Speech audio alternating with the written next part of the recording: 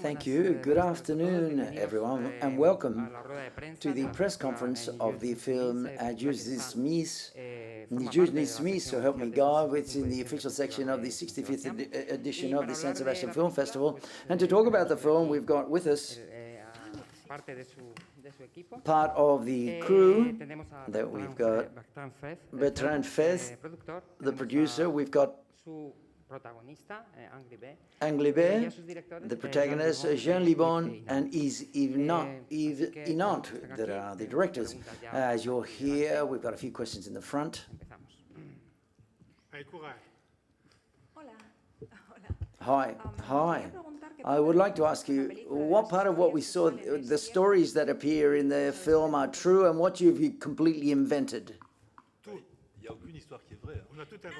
Nothing is true. We've invented everything.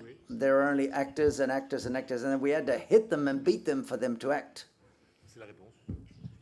And that's the answer. There's nothing more to add. The only person that's not an actress is Anna. But apart from this, she had a text to read. But according to you, what's fiction and what is not fiction in this story? I ask you this question: what part is fiction? What part's reality? I can't hear her now. She doesn't have a microphone. Excuse me. I'm not too sure whether some of the stories that appear in those sort of sketches that appear are based upon something that has truly happened or not, because they look like things that may have happened in reality. But I see that such is not the case.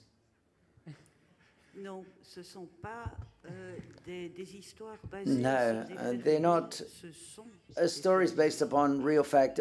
They are real fact. They are real events. Everything is real. If we see all of the rushes and all of the sequences in the film, we shot about 200 or 300 hours of footage. There you can see all of the questioning of the woman who kills her babies. And all of that has been shot live or recorded live in this case. It's not that it's based upon true events, it's that they are true events. In the work that we've done, the wealth is to show things as they are and never recreate them nor transform them. Everything is in its gross footage. We've had to do some editing, of course, but I've been working for 40 years like this. I've had a great career on TV as a reporter, and after 10 years, after doing this type of work, I felt deeply unsatisfied because I could never apply the camera and sound live. So that what we did before was basically fiction, more or less fiction, or radio, but we never did this on TV. So therefore, with Marco Gamench and myself, we decided to change things, to throw everything into the garbage, even films, and just to keep live image and sound without any music, without any interviews, without any remarks, and nothing at all. And now for over 30 years, what I do is this type of work with a series of people like Yves, where we capture everything that happened only once or twice. So therefore, all of the interviews have taken place one single time. Our job consists in being there at the specific moment in time and then to work correctly with the image and sound. With the camera, for example, the moment when action takes place, the person that manages the cameraman has to take the frame and to keep recording. It's strange that you asked that question, whether it's fiction or reality, but people continue to ask me that after 30 years. So don't commit suicide because you asked that question. Of course not. But what are you saying? No, your question was a very good question, sir, because it allowed me to give you a very good answer, and that's it. Everything's quite clear. Well, that's the great discussion with directors, whether fiction is more powerful than reality, but the surprise is much bigger in reality because you have You're astonished of absurd things are shown, and it's quite, I'm sure if we'd have written it in a script, it would be different.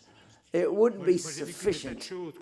I have seen many things that we've recorded. If we'd have written them in fiction, that would have been incredible. It's as if you'd have smoked, I don't know, the carpet. But it's truth which exceeds by far and surpasses fiction. I always told the fiction expresses things that reality can't be expressed in reality. I think it's vice versa. I think that reality, we can't express in fiction what exists in reality. I'm completely convinced of this.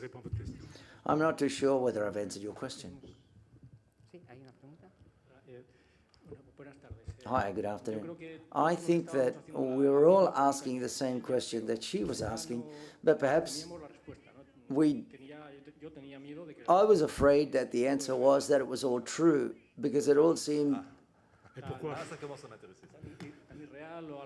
and so unreal, but it responds to many cliches and stereotypes as well that we don't want to accept at times. So therefore, my question,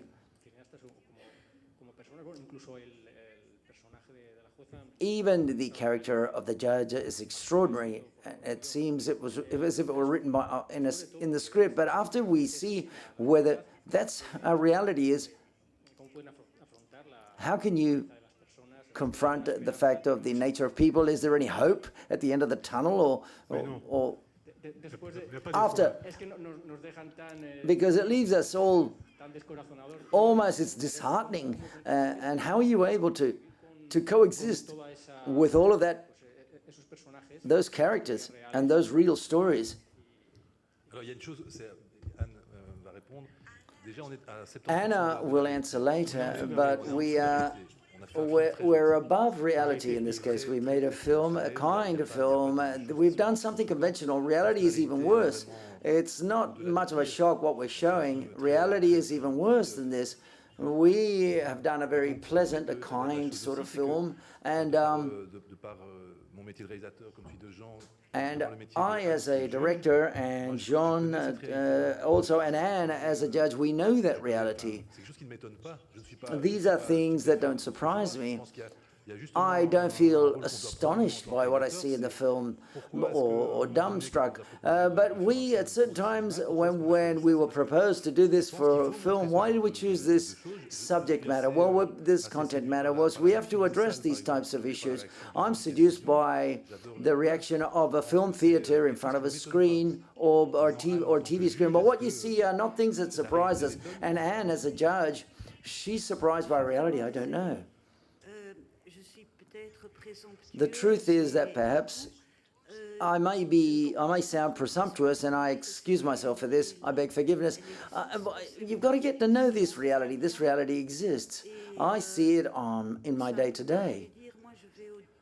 And it's just, I would just simply like to say that vis-a-vis this reality, what I address is that we can't do the same thing we do in a song, for example, or to always want to have breakfast or eat in peace. No, you can't. I think that's the message that we want to convey here, and that is that, yes, and I liked your reaction very much, because it teaches me a lot. I learn a lot of things, and I learned that my reality is not the same as other people's reality, but it's true. Perhaps I didn't realize the difference and the distance that may exist between you and me. I'm not too sure whether you understand me, but what you've said interests me very much, because undoubtedly I learn to open up my eyes, and it teaches me to open my eyes to the fact that not everybody seems to know exactly, is up to date on what's happening. I thought that everybody knew what was happening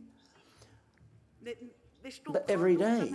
But I also understand it, and that's why I'm very interested in what you had to say, because it's true, we all live in our realities and our day-to-day in our own world, and we live our day-to-day life, and perhaps we don't have sufficient contact with people who live in a life different to ours. And perhaps that's the case for me, that I don't have that contact, because people who come to my office, and the people that come into my office are the people that I know. For example, the woman who killed the baby, I saw her 15 days ago again.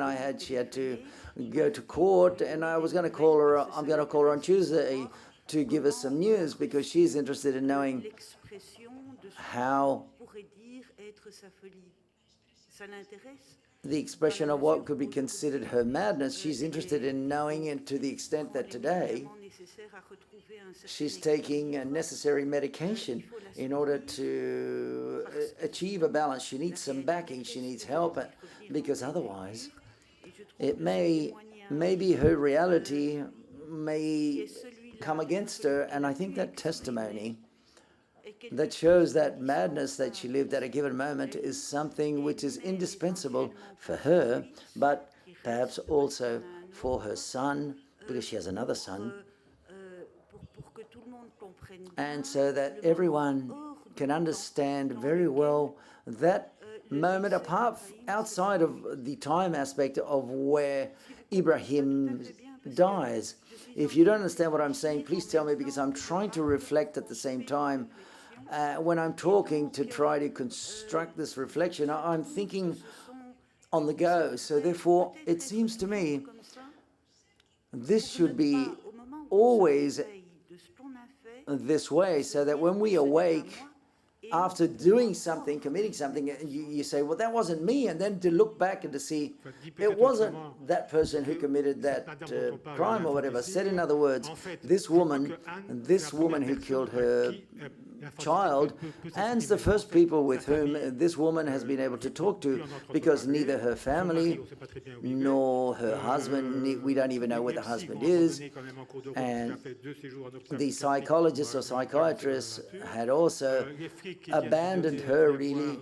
The police have not enough training to know how to listen to her, so therefore the first person with whom this woman has been able to talk to and express her feelings and to tell her disgrace is to Anna. So therefore, I think it's formidable to see how she, at the end, how she listens, and I think it's formidable how she talks to her and how she listens to her. That effort of humanity, and we're not used to seeing things like that. And we as filmmakers and making documentaries, we've got to talk about these things.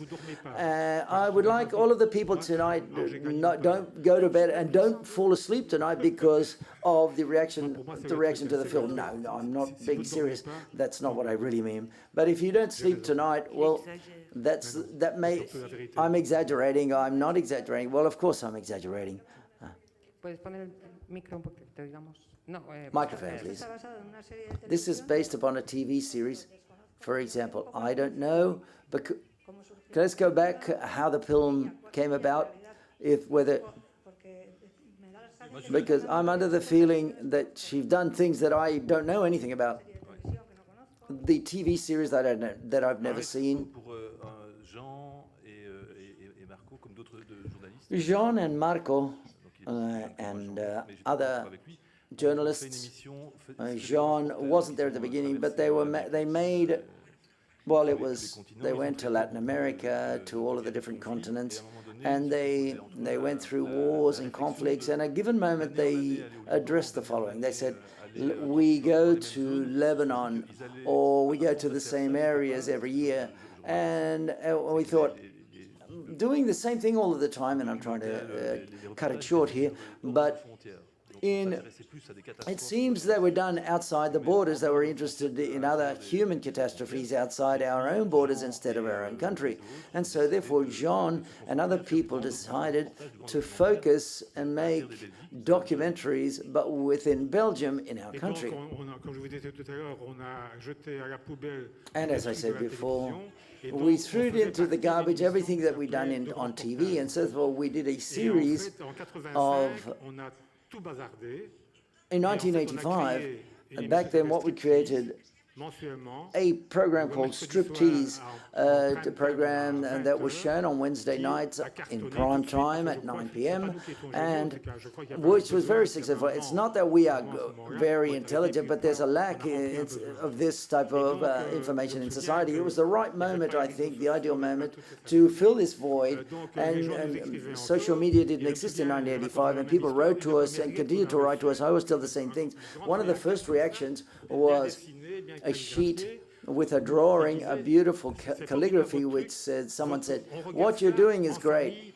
We see it in the family, 3 different generations, the grandparents, parents, and children. We watch your program. When the program's finished, we all discuss, because we never agree on what we see. There's always problems. There's always a heated discussion in our family. So therefore, sometimes the series, obviously, we had to reduce it to a short program, and it lasted 4 times at 15 minutes. So therefore, we were dealing with different issues in the program. So the people said, "Okay, well, I like the first one." Well, I said, "Well, I like this 4th one better than the first one."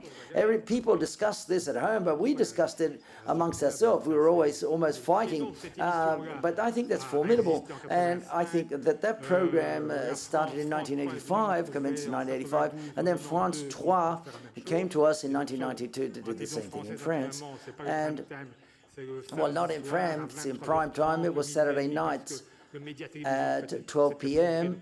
or 12 a.m. or 11 p.m. Because we had to do that. That's the way we had to do things in France. But in 2001, in Belgium, in RTBF, there was a series of changes. A series of changes took place. They changed the time and the program. We started to work with other directors. And at that time, it transformed. It was transformed. Well, we stopped doing the program, I think if it was in 2012, on France 3 in France, because I think that those types of programs couldn't be done on TV, what we did back then. And what do? People is they see the films, because people look, that sort of focus or work or attitude could be very interesting for everyone. So therefore, and I hope, well, I think that there are issues which are universal. And I believe that there can be more than 850 films and series with the same tone and the same spirit in mind. But I think that what we did were inspired by other directors. They were inspired by our work. Bertrand asked us to make a film. The producer Bertrand asked us to make it for a film. The difficulty in a film is that they are not issues they're not stories per se that are written, and the people who finance films would like to know what's going to be seen on the screen later. And so therefore, in this case, the truth is that we promised them that they were going to discover something, but the first thing we would have to do is to finance it. And everything worked out quite well at the end of the day. And the problem was, as there's nothing written down on paper, it was necessary to shoot some images and to show them, and then try to manage that the images didn't circulate and people can see it, because we needed authorization. The people that appear before the lawyers and so on and so forth that appear in front of the camera had to approve the fact and give clearance so that those images could be shown. The difficulty was to finance a film with nothing written on paper and with images that of this type. But it was fun, and we managed to do it relatively quickly, albeit the shooting of the film lasted for 3 years.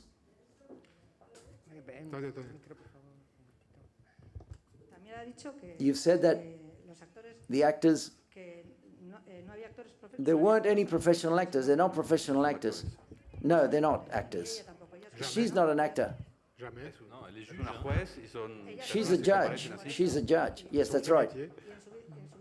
And that's her real job. Yes. As she appears in the film. Yes, that's right. Is that right? Yes. Exactly the same. Yes. Well, we would have to ask my clients, but I think that normally that's the way I am, yes. I know, I've known her for 12 years, and the truth is she hasn't changed at all. My clients all come back, by the way. The character seems almost like a fiction character, I don't know.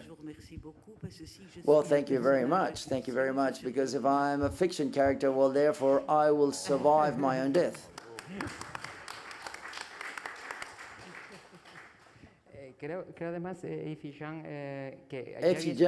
I think that you already collaborated with Anne, Jeanne, La Flic, Le Juge. You remember? Yes. Yes, it was. And to go back to that film, whether fiction is more powerful than reality, well, we made a documentary and she wasn't the main character, but she did appear and she worked with police officers, and there was a horrible crime that took place in Brussels. And she thought, well, there was a real story there, and there was a French fry that gave the police clue, and we made a series, and the Miss Rurier was the judge of that story, and therefore we did that story.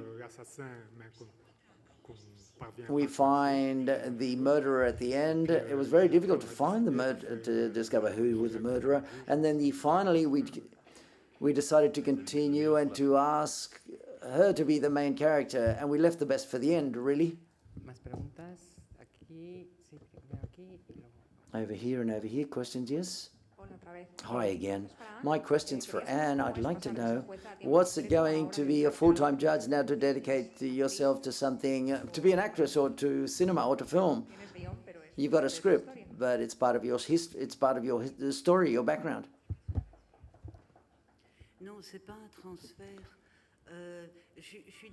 It's not that I've gone from one job to another.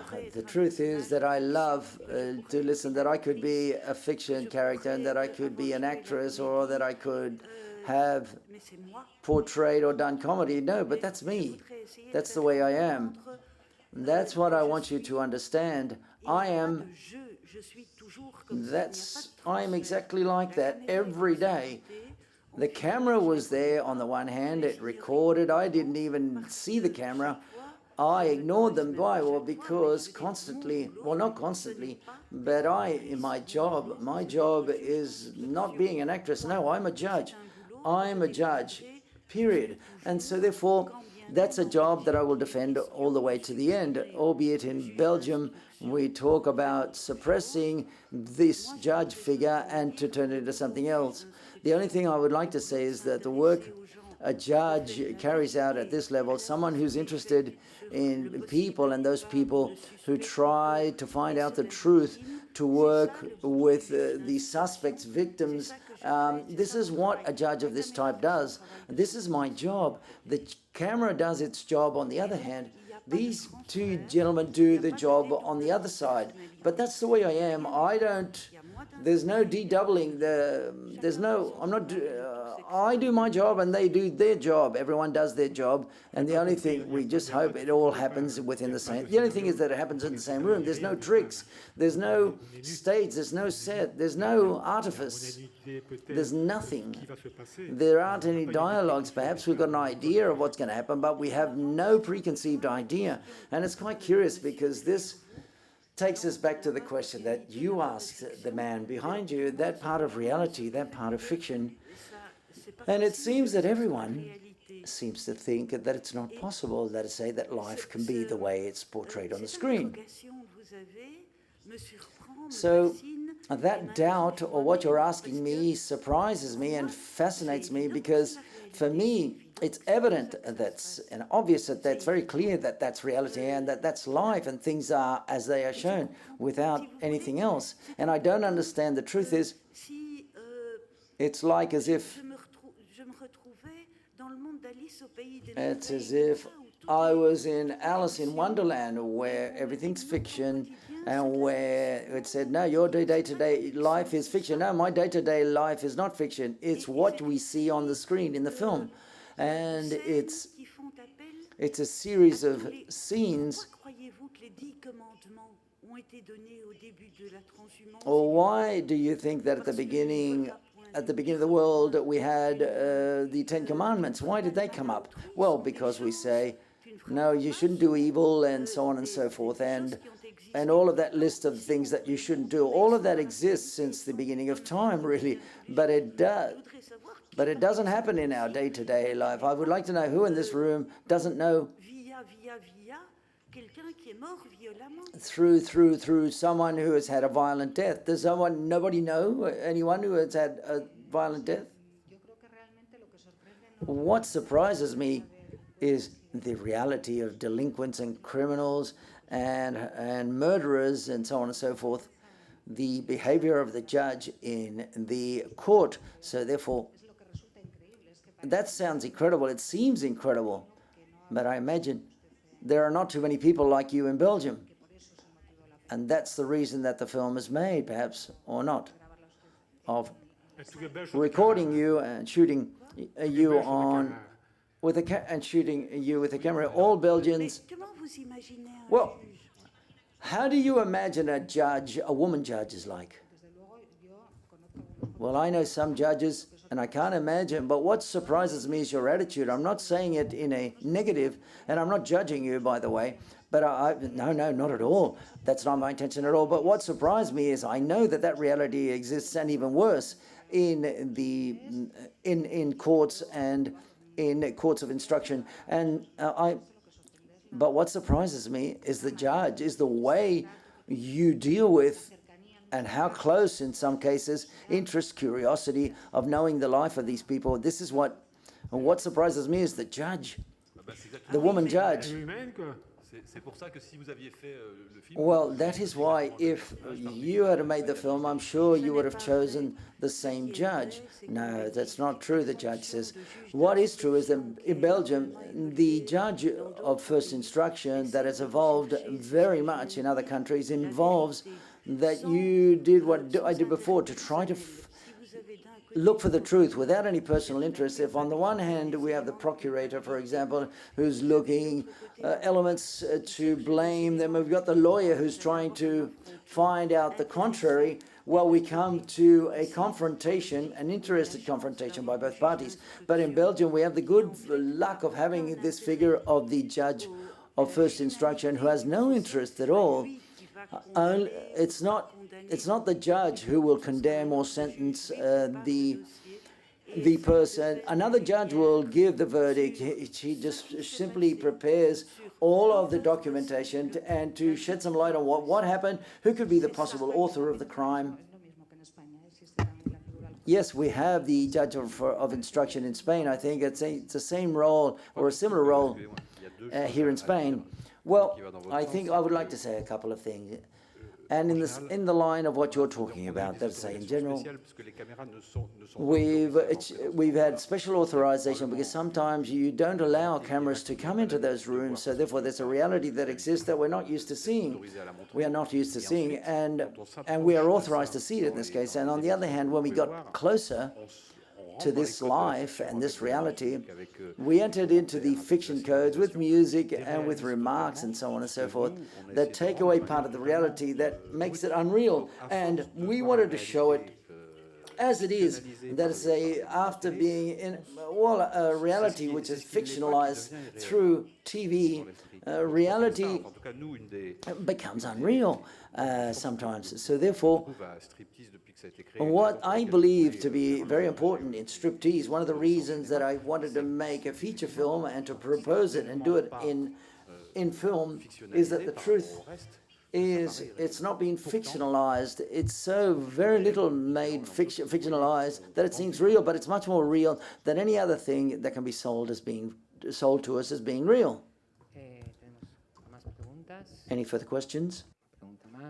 Any further questions?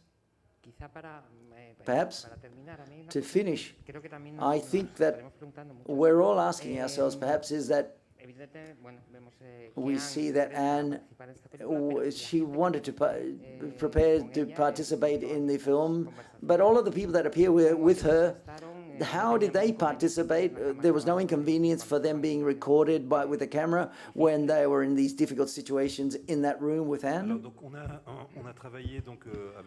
We have worked with authorization. Everyone who appears in the film and was shot with the camera accepted this officially. So therefore, in the judge's office, these people appeared with their lawyers, and that is to say, quite often, and first of all, there was a conversation, a prior contact with them, amongst us, with the lawyers, and they had to give their authorization. If we didn't have that authorization, we couldn't record anything. Authorization from the lawyer and authorization at once they left the office.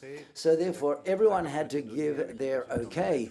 And there's also agreement. Some people just simply asked them to pixelize their face so they couldn't be recognized, and some people couldn't be seen, or people who didn't accept, and so therefore we just simply didn't do anything. And other people who perhaps started to talk, and then they said, well, they regretted it. I don't know how many rush hours, 200 hours of footage, and there were 100 hours of stories that we finally recorded.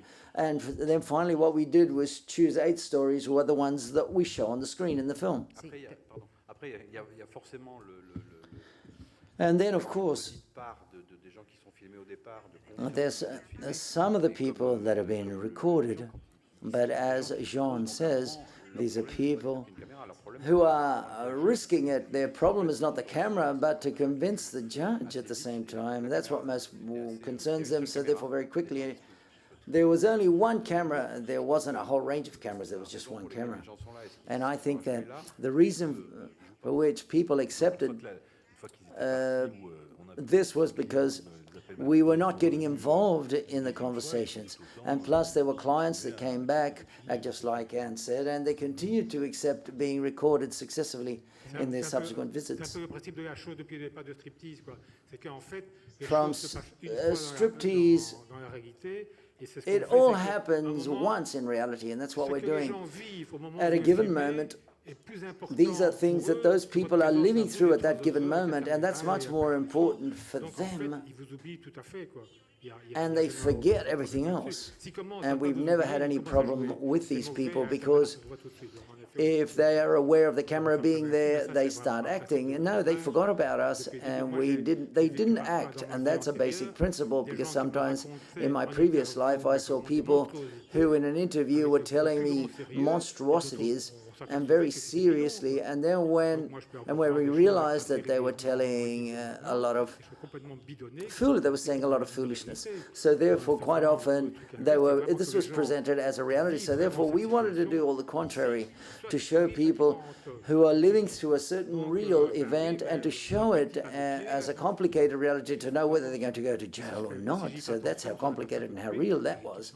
So it's quite clear that when we realized that it was false, we didn't record, and plus we were very flexible, we're very soft, really. I think we were very kind and pleasant to them in the job we did. Could you talk about the profile of one of the clients, because the profile was very defined. You chose people of ethnic backgrounds and so on. I'm not too sure whether it talks about the failure of an integration model and so on and so forth, because there are constant elements that appear in all of the clients. I'm not too sure whether it's a high percentage of the cases that the judge receives in her office. I don't know. Or was this, you placed emphasis in this in the editing room when you made the film? Well, we will give the floor to Anne later, but those stories, those brief stories that we show in the film, we chose them independently of the origin of these people. We simply chose them without thinking about the origin of these people, if we wanted to be, without addressing to being politically correct or not. No, simply our choice was radical. And there wasn't too much of a discussion between us in choosing one or the other. It seemed to be quite clear. And then, as regards to these clients, I think that I know Anne. I've known Anne for many years, that I've gone to her office, and I think it represents what we see there. She will tell us whether this is true or not. And in all of the different cases that were recorded, there were three Belgians. I'm not too sure whether it's a failure of integration, but there were 3 Belgians, original Belgians. Apart from their ethnic background, it's their social origin. These are poor people without any means. You can see that there aren't any white-collar criminals in the film. These are people who are relatively, who have no training, no education. They didn't even have the economic means to defend themselves in court. So And of course, sometimes that they may have lawyers that aren't too efficient. But we haven't based ourselves upon any ethnic background, but I think what it does reflect is a social profile. Two things I want to say. We don't see white-collar criminals because the instruction is distributed between terrorists, judges, common law, and I'm a common law judge, so that I don't receive white-collar criminals apart from people, for example, who have embezzled. I know I have no. I don't receive criminals of this nature, of another scale or another level in society, or who work with offshore companies. But we're talking about second and third generation and the failure of integration. No, there's no failure of integration. These people are our society. These are people from Brussels. These are the people that make up the society in Brussels along with other people. No, there's no group of people who are poorly integrated and others who are well integrated. No, there's just simply a group of people who are different and who are so different as if we were talking about the homosexual community. Amongst them, you will find people who are very different between each other. And it makes no sense to talk about a community in that case. So therefore, it makes the same sense or less sense to talk about community, which is derived through integration. We're all together, we live together in the same territory. And that is our society. Well, going back, I agree with what she says, but what surprised me more was the judge of the instruction judge more than the cases, sincerely. Could you have done the same film with any judge? No, we wouldn't have done any film. We've made this film because we had the conditions to be able to make this film. Perhaps with another judge we wouldn't have done it, or we would have made a different film if we would have had another judge and treating different stories. And what's quite clear is that Anne, apart from having worked with her beforehand, we had a certain amount of trust in her. We wouldn't have had the same film if it had been with a judge, be it a man or woman, who had that we didn't know, or we didn't have any trust in us. We have shot this for a period of 3 years, and I think it was very important to work with her over a period of time, and having the freedom to shoot. And over these 3 years, of course, she didn't ask too much of us, but it's quite clear, but it required a lot of energy from her. Quite often I say that my work was not to make films, but just to be a judge of first instruction. That is to say, when someone's working and at the same time it's being shot on the camera. It's true, when I looked at myself in the mirror at home, I said, Anna, don't forget you're a judge of instruction, and that's what you make your living with. And I'm very sorry to talk about those material considerations, but that's how I make a living, and not from making films.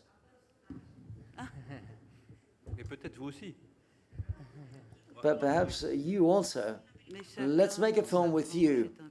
Well, I think everyone in their own branch is a character on their own. Quite often to me, I'm told this as well. I'm told, how do you find the subject matter for Striptease? Well, I say, well, simply,